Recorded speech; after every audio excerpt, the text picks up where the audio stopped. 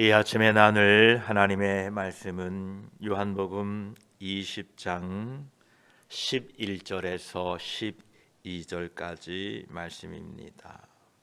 요한복음 20장 11절로 12절 말씀, 우리 함께 말씀을 읽습니다. 마리아는 무덤 밖에 서서 울고 있더니 울면서 구부려 무덤 안을 들여다보니 흰옷 입은 두 천사가 예수의 시체 누웠던 곳에 하나는 머리편에 하나는 발편에 앉았더라. 아멘. 기도드리겠습니다.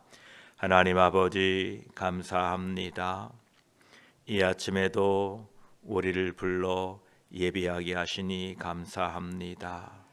올 한 해 동안도 새벽을 달려 주의 전에 나와 예배하게 하시고 하나님의 말씀을 날마다 우리의 삶 가운데에 두게 하시니 감사합니다. 지금까지 지내온 모든 것이 하나님의 은혜요, 또한 주님 오실 그날까지 우리를 붙들어 주시고 인도하실 줄을 믿습니다. 이 아침에도 말씀을 나눌 때에 성령 하나님께서 함께 하시고 이 말씀이 우리의 힘과 능력이 되게 하시고 이 세상을 바라보는 것이 아니라 주님을 바라보고 다시 오실 우리 주 예수 그리스도께 소망 두고 사는 저희들이 되게 하여 주시옵소서. 이 아침에 말씀을 나눌 때에 성령 하나님께서 함께하여 주시옵소서. 우리 구주 예수 그리스도의 이름으로 기도드립니다. 아멘.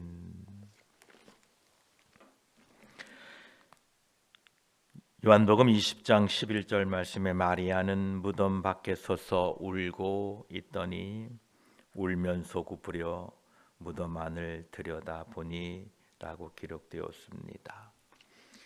마리아가 아직 어두울 때에 예수님의 무덤에 왔을 때에 무덤을 막고 있던 그 돌이 옮겨진 것을 보고 달려가서 시몬 베드로와 예수께서 사랑하시던 제자 요한에게 사람들이 예수님을 무덤에서 가져다가 어디 두었는지 우리가 알지 못하겠다, 이렇게 말했습니다.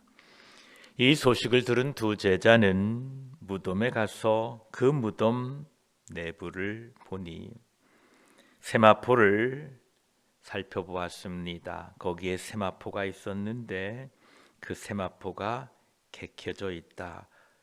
옛날 그 예수님의 무덤에 예수님을 쌌던 그 시체, 그 형태 그대로 세마포가 놓여져 있는 것을 보고 이제 집으로 돌아가 예수님의 모친 마리아에게 예수님께서 죽은 자 가운데서 부활하셨다, 살아나셨다라는 것을 알렸습니다. 다른 한편에 이 마리아는 이 사실을 모른 채 다시 외롭고 슬픔에 가득 차서 무덤으로 돌아왔습니다. 그 내용이 오늘 11절입니다. 마리아는 무덤 밖에 서서 울고 있더니, 마리아가 지금 울고 있는 것은 예수 그리스도에 대한 사랑 때문이었습니다.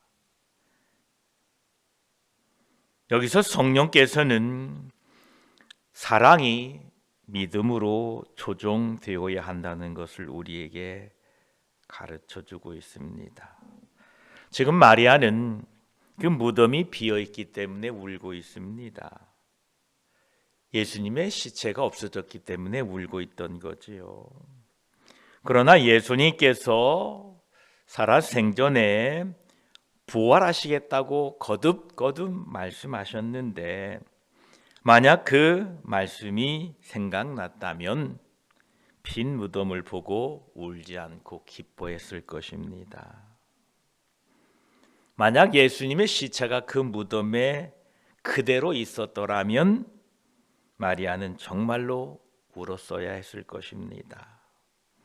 그랬다면 예수님의 약속이 실현되지 못한 것이고 십자가의 공로도 헛된 것이었기 때문에 무덤에 찾아갔을 때 그 무덤에 예수님이 그대로 계셨다면 정말로 울어야 했습니다. 또한 예수님의 시체가 거기에 계셨다면 마리아를 포함한 예수 그리스도의 부름을 받게 될 모든 사람들이 자기의 죄 가운데 그대로 있었을 것이기 때문에 울었어야 될 것입니다. 예수님을 십자가에 못 박으려 하고 끌고 갔을 때에 예수님을 사랑하는 사람들이 예수님을 따라와 울게 됩니다. 누가복음 23장 27, 28절에 보면 또 백성과 그를 위하여 가슴을 치며 슬피 우는 여자의 큰 무리가 따라오는지라. 예수님의 십자가의 죽으심을 안타까워하며 우는 사람들이 있었습니다. 그때 예수님이 그들에게 하신 말씀이 이렇습니다. 예수께서 돌이켜 그들을 향하여 이르시되 예루살렘의 딸들아 나를 위하여 울지 말고 너희와 너희 자녀를 위하여 울라 라고 말씀하셨습니다. 이 말씀을 통해 우리들이 무엇 때문에 그리고 무엇을 위하여 울어야 할지를 오늘 우리는 생각하게 됩니다. 우리들이 세상에 살면서 눈물을 흘릴 때가 있습니다.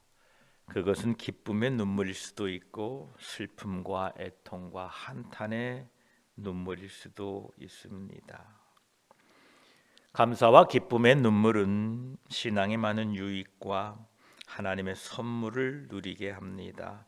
그러나 원망과 분노와 좌절의 눈물은 우리에게 하나님의 말씀을, 하나님의 약속을 생각나지 못하게 합니다. 지금 마리아가 그렇습니다. 우리가 비통한 눈물을 흘릴 수는, 그 눈물을 흘리지 않을 수는 없습니다.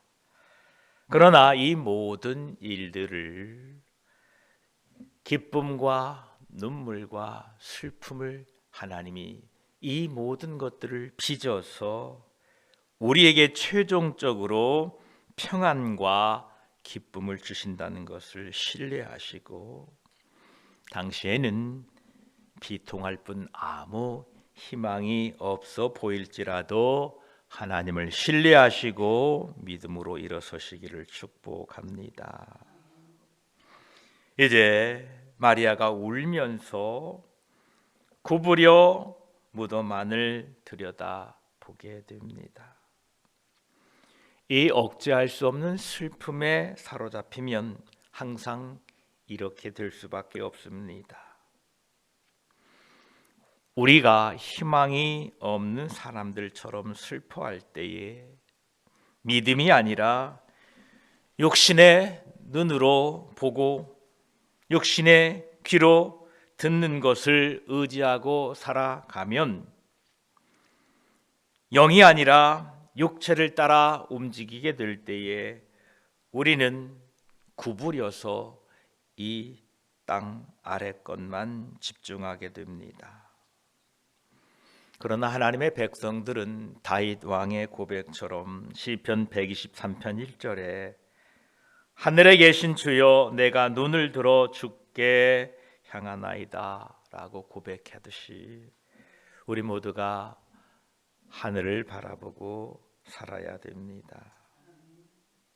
지금 우리들의 이 시대는 누가복음 21장 26절에 말씀한 바와 같이 사람들이 세상에 임할 일을 생각하고 무서워함으로 기절하는 시대 속에 살고 있습니다. 그렇습니다. 언제 어디서 어떠한 사고가 일어날지 모릅니다. 참으로 무서운 세상입니다. 그리고 죄악이 관영한 시대 속에 우리들이 살고 있습니다. 그러하기에 우리들은 주님의 말씀을 주의 깊게 그 말씀을 붙잡아야 됩니다. 누가복음 21장 8절에 이렇게 말씀하셨습니다. 이런 일이 되기를 시작하거든 일어나 머리를 들라 너희 속량이 가까웠느니라 하시더라. 세상이 어지럽고 난리의 소문이 나고 우리 삶의 고난과 역경이 찾아올 때는 우리는 낙심하여 구부려 이 땅만 바라보지 마시고 우리의 머리를 들고 주님이 가까이 계심을 소망 가운데 바라보시며 살아가시기를 축복합니다. 오늘 마리아처럼 땅만 바라보지 마시고 다윗의 고백처럼 내가 산을 향하여 눈을 들리라 나의 도움이 어디서 올고 나의 도움은 천지를 지으신 여호와에게서로다 라는 고백으로 눈을 들어 하늘을 바라보시고 다시 오실 예수님께 소망을 두고 살아가시기를 축복합니다. 이제 마리아가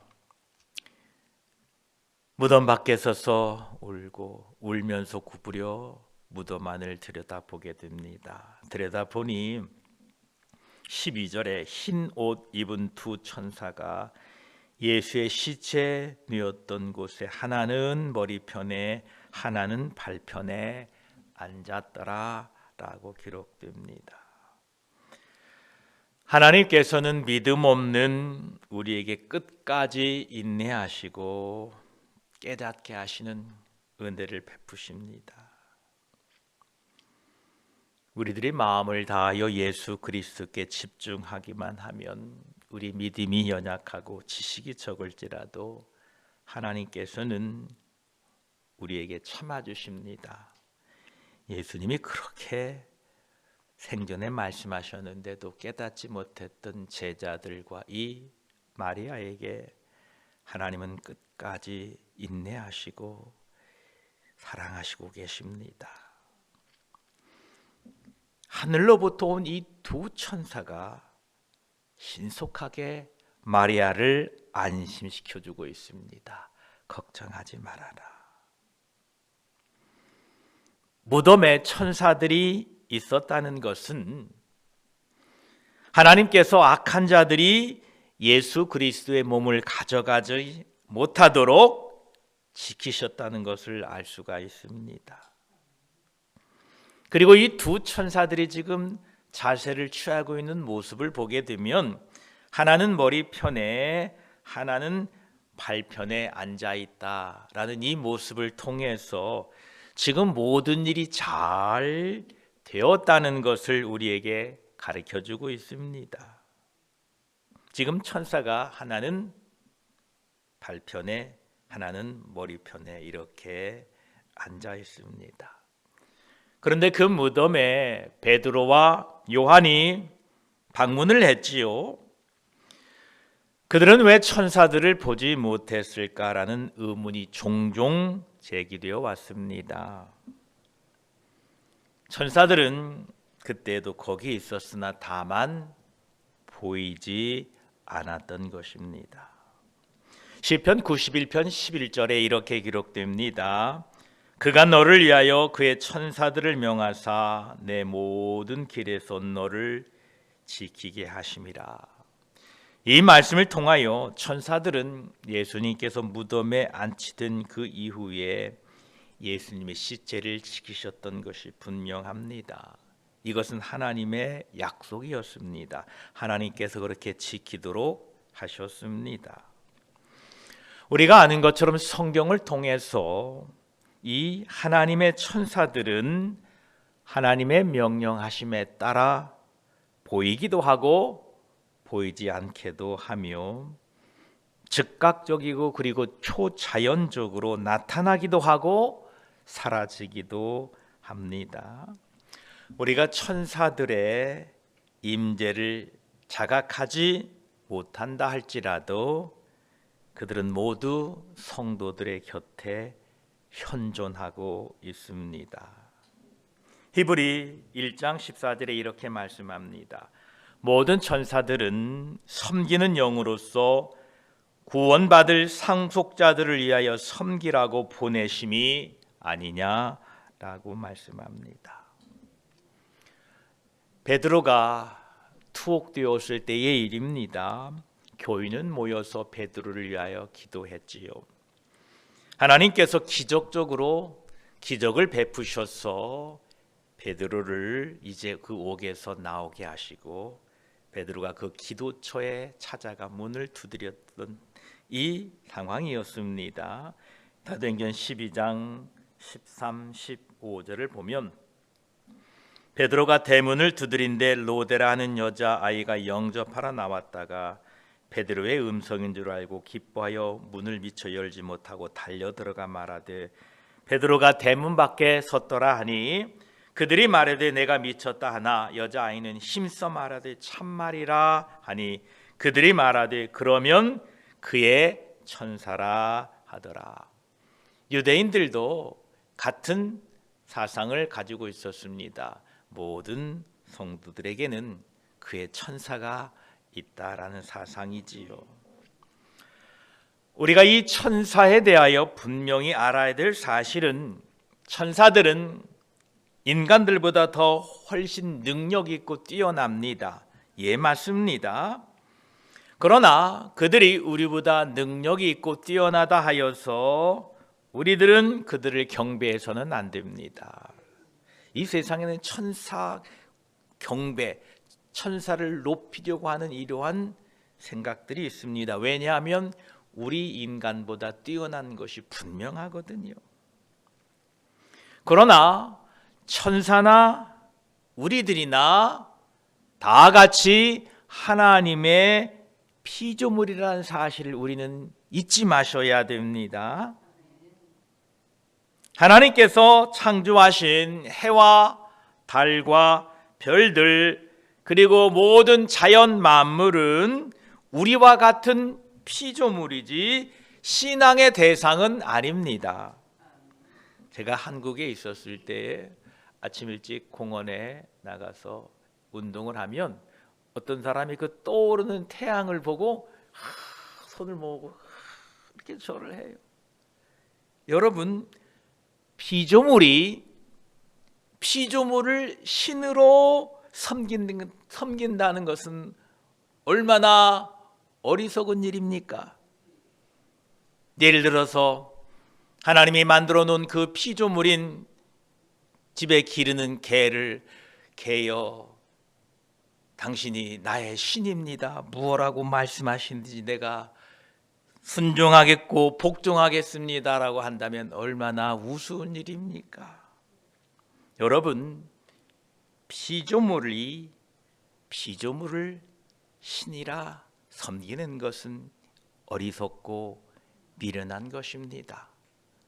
나무를 보고 신이라 하고 돌을 보고 신이라 하고 여러분, 피조물은 결코 신이 될 수 없습니다. 우리가 예배해야 되는 분은 오직 만물의 창조주 되시는 하나님 한 분이십니다. 사도 바울은 피조물을 경배하는 어리석은 사람들의 모습을 로마서에 이렇게 기록했습니다. 로마서 1장 22에서 25절까지를 보면 스스로 지혜 있다 하나 어리석게 되어 썩어지지 아니하는 하나님의 영광을 썩어질 사람과 새와 짐승과 기어다니는 동물 모양의 우상으로 바꾸었느니라. 그러므로 하나님께서 그들을 마음의 정욕대로 더러움에 내버려 두사 그들의 몸을 서로 욕되게 하게 하셨으니 이는 그들이 하나님의 진리를 거짓 것으로 바꾸어 피조물을 조물주보다 더 경배하고 섬김이라. 주는 곧 영원히 찬송할 이시로다. 아멘. 피조물을 조물주보다 더 경배해서는 안 됩니다. 오직 우리의 경배의 대상, 섬김의 대상은 하나님 한 분이심을 믿으시기 바랍니다. 우리가 이 12절을 이제 마치면서 12절의 두 천사의 모습을 통해서 하나님을 섬기는 자세가 무엇인지 우리에게 알게 하십니다. 12절에 보면 하나는 머리편에 하나는 발편에 앉았더라. 우리 같으면은요, 누가 머리편에 앉아야 될지 다투었을 것입니다. 그렇지 않나요? 그게 우리예요. 내가 머리편에 앉을 거야. 너는 발편에 앉아. 라고 다투었을 것입니다. 왜냐하면 우리는 별것 아닌 것 가지고 서로 좋은 것을 차지하려고 하는 믿음 없는 우리들입니다. 그러나 이 두 천사의 모습을 통해서 하나님의 일을 하는 모습, 하나님의 일을 감당하는 아름다운 모습을 보게 됩니다. 하나님께서 맡겨 주셨으면 머리편이면 어떻고 발편이면 어떠하겠습니까? 모두가 합력하여 하나님의 뜻을 이루면 되는 것입니다. 올 한 해도 맡겨진 사명 잘 감당들 하셨습니다. 새해에도 어느 편이 되었든 머리 쪽이 되었든 발 쪽이 되었든 하나님께서 맡겨주신 사명 잘 감당하심으로 이런 순종과 섬김으로 새해에도 하나님의 영광을 드러내고 사시기를 축복합니다. 기도드리겠습니다. 하나님 감사합니다. 2024년 이제 마지막 새벽 예배를 하나님께 올려드리며 한 해 동안 우리와 함께 하신 하나님께 감사와 영광을 돌려드립니다. 감사합니다. 우리의 힘으로 온 것이 아니라 하나님의 은혜임을 다시 한번 생각하며 하나님께 영광 돌려드립니다. 마리아가 무덤에 찾아왔는데 무덤 밖에 서서 울고 있었다고 합니다. 우리의 슬픔이 때로는 하늘을 바라보지 못하게 하고 땅만 바라보게 하는 참으로 안타까운 일들이 있습니다. 우리에게 날마다 성령의 충만을 주시어서 그 슬픔 가운데에서도 하늘을 우러러 바라볼 수 있는 믿음의 사람들이 되게 하여 주시옵소서. 미련하고 연약하지만 끝까지 인내하시고 우리를 가르치시는 하나님, 두 천사를 통하여 마리아를 위로하셨을 뿐만 아니라 이제 그 두 천사들을 통하여 예수 그리스도의 부활을 깨닫게 하시고 알게 하신 하나님 감사합니다. 우리에게 죄 천사들을 보내서 우리를 보호하시고 지키시라 명령하셨으니 감사합니다. 날마다 사는 동안에 하나님의 보호와 인도하심을 경험하고 찬송하도록 도와주시옵소서. 오늘 이 두 천사의 모습을 통하여 하나는 머리편에 하나는 발편에 앉았다라고 기록되어 있습니다. 하나님의 사명을 맡은 사람들의 모습입니다. 우리가 하나님의 사명을 맡았을 때에 어느 편이 더 좋은가, 어느 편이 더 유익한가, 어느 편이 더 나에게 유리한가를 따지기 전에 하나님이 맡겨주셨으니 충성을 다하여 각기 맡겨진 자리에서 사명 감당할 동안에 하나님의 은혜를 경험하게 하시고 하나님의 능력을 경험하게 하셔서 새해에도 하나님이 맡겨진 일들을 다 같이 충성스럽게 감당하여서 합력하여 선을 이루어가는 아름다운 교회와 아름다운 우리의 삶이 되게 하여 주시옵소서. 감사드립니다. 지금까지 인도하신 하나님, 또 새해에도 우리의 삶과 우리의 믿음의 길을 인도하여 주시옵소서. 감사드리며 우리 구주 예수 그리스도의 이름으로 기도드립니다. 아멘.